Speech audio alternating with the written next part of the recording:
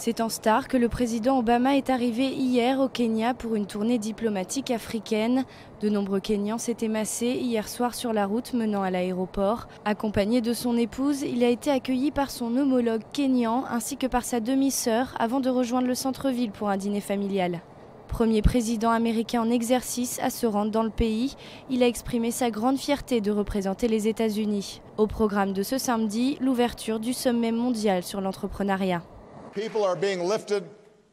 Les gens sortent de la pauvreté, les revenus sont en hausse, la classe moyenne grandit et les jeunes exploitent la technologie pour une meilleure économie en Afrique. Cela crée des opportunités incroyables pour les Africains et pour le monde. Cela signifie plus de croissance et de commerce, et cela crée des emplois dans nos pays. Cela est bénéfique pour nous tous. Ce continent doit être un futur pôle de la croissance mondiale, et pas seulement de la croissance africaine. Le président américain doit s'entretenir un peu plus tard dans la journée avec son homologue kényan, Uhuru Kenyatta. Au programme des discussions, des sujets économiques, mais surtout des questions sécuritaires. Barack Obama abordera en effet la lutte contre le terrorisme. Le Kenya est durement touché par de récentes attaques meurtrières.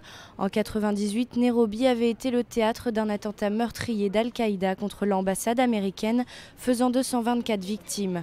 Dans le domaine sécuritaire, les États-Unis sont un partenaire important pour le pays africain.